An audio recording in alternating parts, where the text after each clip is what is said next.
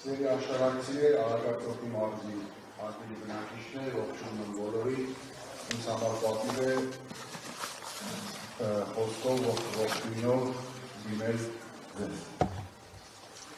Այսօր այս դահլիճում հավաքվել ենք եւ այս դահլիճի լեցունները խոսում այն մասին, որ մենք, մեր ընտանիքները, մեր ընկերները, մեր շրջապատը համաձայն չեն այն ամենի հետ, ինչ կատարվեց այս անցնող 8 տարիներին Հայաստանի եւ Արցախի հետ։ Իսկ ինչ կատարվեց բոլորս ականատես եղանք։ Պարբերաբար տարբեր ոտնձգություններ հայ առաքելական եկեղեցու դեմ։ Բարձրաստիճան հոգևորականներ կալանավորվեցին, հասավ այն աստիճանի, երբ երկրի վարչապետը եվրոպական տարբեր անկերներից կարծես մի բամբասկոտ լաչարկին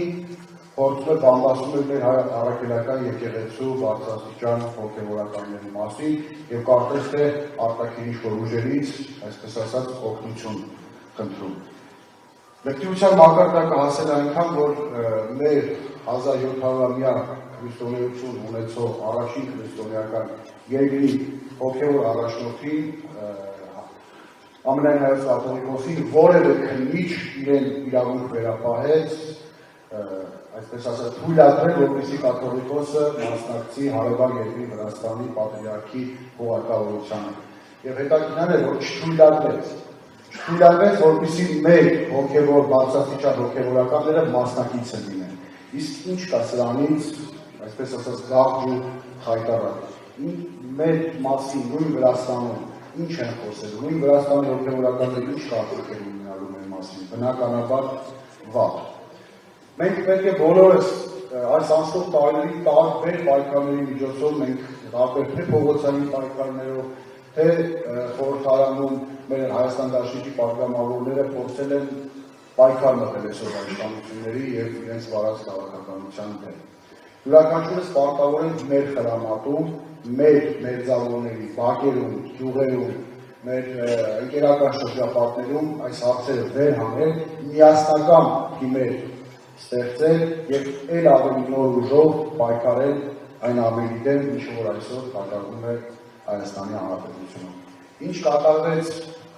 Արցախի բոլորս տեսանք։ Պետք է մենք մեր ընկերների բացատրենք, որ իրենք ընտրելով Հայաստան դաշինքը ընտրում են Հայաստանը, այն Հայաստանը, որտեղ ազգային արժեքները ավելի կարևոր են, քան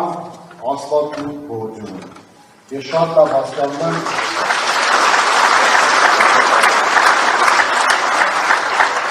տարիներ շարունակ ասֆալտը ազգային հոգևոր արժեք սարքելով այսօր իշխանությունները խաբելով մարդկանցից քվե են գործել։ Այլևս այդպես չի լինելու, որովհետև մենք բոլորս մեր ուժերը մեկտեղելու ենք եւ պայքարելու ենք այդ ամենի դեմ։ Մեր ընկերները բոլորս ընտրելու ենք այն Հայաստանը, որտեղ Արցախի մասին պատմող գիրք նվիրելու համար ոչ մեկից աշխատանքի, ոչ մեկի չեն ազատելու աշխատանքից։ Այլևս նման բաներ չի լինելու, որտեղ, չգիտեմ, մեր ինքնության մասին խոսելու համար ոչ մեկ չի պատժվելու, իսկ մենք այսօր դա տեսնում ենք։ Ես վստահ եմ, որ բոլորով մեր ուժերը մեկտեղելով կարողանալու են այդ արդյունքի հասնել, մեր գործն արդար է, ի գործ բոլորիս ցանկանում եմ հաղթանակ։